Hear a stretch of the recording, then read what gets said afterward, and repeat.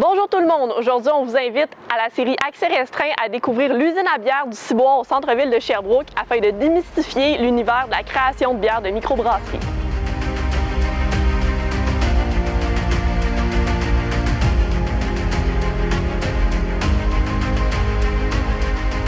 Ça me fait plaisir de vous avoir avec nous aujourd'hui ici. On fait beaucoup de bière au Ciboire, tout le monde le sait. Il y en a dans les épiceries, il y en a dans nos succursales, mais c'est pas nécessairement à tous les jours qu'on peut voir comment ça se fait. Donc, je vais tout vous montrer les étapes une par une. Ça se passe ici dans la gare, que les gens de Sherbrooke connaissent bien. On produit plusieurs bières annuellement, mais on a tout le temps environ 10-12 sortes de bières différentes qui sont disponibles dans les détaillants à travers le Québec, mais surtout à Sherbrooke et en Estrie. Donc, je vais vous montrer comment ça fonctionne. Ici, on a la première étape qui est le concassage. Donc ça, c'est le concasseur à grains. C'est ici que tout commence. On reçoit des céréales de la malterie. On est chanceux à Sherbrooke. On a la chance d'avoir la malterie Inomalt. Il y a peu de places au Québec où la céréale provient d'une place aussi locale que ça. Donc on prend la céréale, on la met dans cet équipement-là.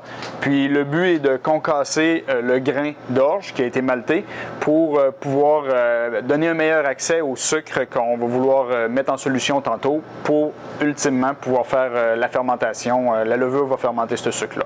Donc, c'est ici que tout commence. Le niveau de mouture est super important pour qu'on puisse avoir la bonne extraction. Puis, la manière qu'on va acheminer ce grain-là concassé jusqu'à la cuve d'empâtage, c'est via une vis sans fin qui est contenue dans un tuyau. C'est le tuyau blanc qu'il y a là, ça contient une vis qui va acheminer le grain jusqu'à l'étape de l'empâtage.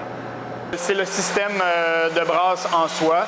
C'est ici que le mou qui va ultimement servir pour la fermentation est produit. Donc tantôt je vous disais qu'on a concassé le grain. Le grain s'est rendu jusqu'ici, jusqu'à la cuve d'empâtage. Le grain s'est rendu par le tuyau blanc qui était la vis sans fin qu'on parlait, qui est en haut là-bas. Donc le matin, quand on arrive pour brasser, le brasseur va mélanger ce grain-là concassé avec de l'eau chaude.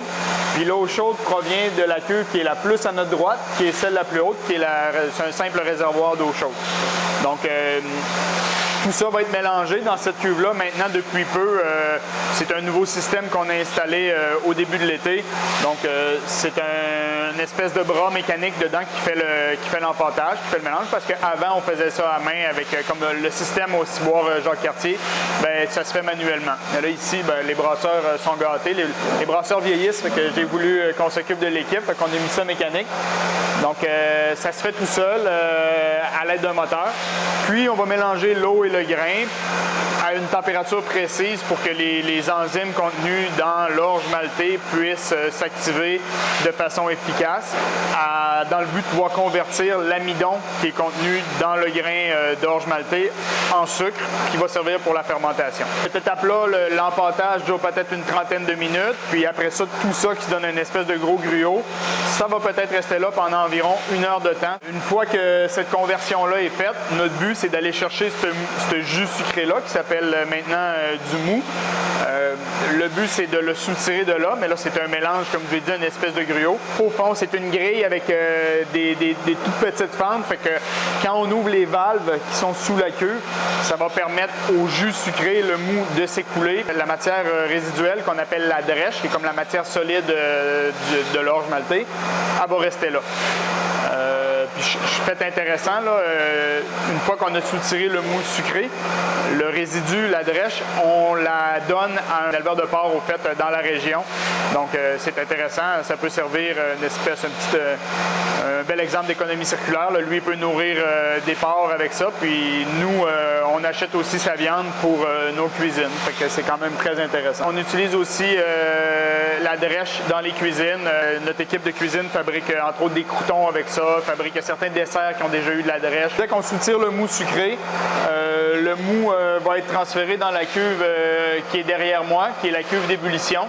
Parce que une étape très importante, l'ébullition a comme fonction d'un peu stériliser le mou. Là. On s'entend que le mou provient du champ. Il peut y avoir des petites bactéries, des champignons, tout ce qu'on retrouve naturellement dans la nature, mais c'est pas ce qu'on veut dans notre fermentation. Donc le fait de le faire bouillir, ça va justement permettre de tuer tous ces micro-organismes-là, puis d'avoir un mou dans lequel on va pouvoir ajouter la levure de notre choix. Une des autres fonctions de l'ébullition qui est intéressante, c'est les gens disent souvent que dans la bière, il y a du houblon. La bière, c'est faite avec du houblon. Le houblon, c'est nourrissant. C'est pas tout à fait le cas, là. Ce qui est la partie plus calorique, c'est justement, ça provient des céréales à cause du sucre. Mais il y a en effet du houblon dans le mou qui est ajouté à l'étape de l'ébullition. Puis faut le voir un peu comme une herbe. C'est une plante qui produit des cônes qui ont une odeur très caractéristique. Là, ça sent beaucoup, c'est très résineux. Ça peut sentir les fruits tropicaux. Dans les dernières années, il y a une grosse mode sur le houblon. Puis les houblons qui sont très prisés, c'est justement ceux qui ont des tendances à avoir des arômes de fruits tropicaux. Donc, c'est une des étapes à laquelle on ajoute ces houblons-là. Ça se fait pendant l'ébullition. Avant d'envoyer ce mou bouillant-là dans une cuve de fermentation, on veut le refroidir. Ça se fait à l'aide de, juste derrière moi ici, derrière les marches, vous voyez une espèce de boîte rectangulaire. C'est un échangeur de chaleur. Donc, le mou bouillant va rentrer dans cet échangeur-là.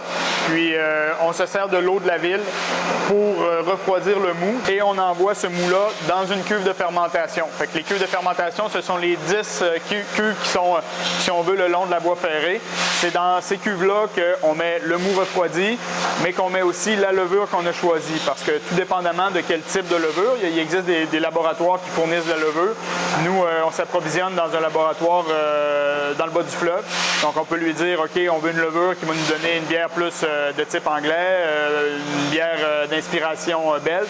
Donc, on choisit notre levure et on la met dans le fermenteur pour que la fermentation se produise. Donc, le sucre qu'on est allé soutirer lors de notre empâtage à partir de l'orge qui a été par les enzymes coupées en sucre, maintenant, on l'a tout mis dans la cuve et la levure va commencer à transformer ce sucre-là en éthanol, en alcool, puis en CO2. Ce processus-là dure environ une semaine, là, le moment où cette transformation-là va se faire. Puis, une fois que la fermentation est terminée, donc là, on est rendu, on n'a plus du mou, on a de la bière, donc on a finalement de l'alcool. On va changer la température dans la cuve parce que ces cuves-là ont un système de refroidissement intégré et on va refroidir la bière pour l'amener autour de 2 degrés Celsius. Puis là, ça va commencer à aider la bière à se clarifier. Donc, au début, on avait une espèce de mélange très trouble qui était très opaque. Ça va commencer à se clarifier. Une fois que la bière va être houblonnée, qu'elle va être refroidie, elle va s'être clarifiée, on veut transférer la bière dans nos cuves de garde. Donc, c'est les cuves qui sont juste un petit peu à côté, là, dans le fond, l'autre rang de cuve derrière la canneuse. La bière va être amenée dans ces cuves-là, puis elle va rester là aussi pendant environ 3, 4, 5 jours. Puis l'intérêt d'envoyer la bière là, c'est de finir la clarification, mais aussi d'ajouter les bulles. Ce qui fait que la bière est carbonatée, qu'il y a les bulles dedans, c'est à cette étape-là que ça se fait. Donc là, on a de la bière qui est rendue claire, qui est rendue gazée. Il reste à la mettre dans les contenants. Au ciboire, on a deux types de contenants qu'on utilise le plus fréquemment.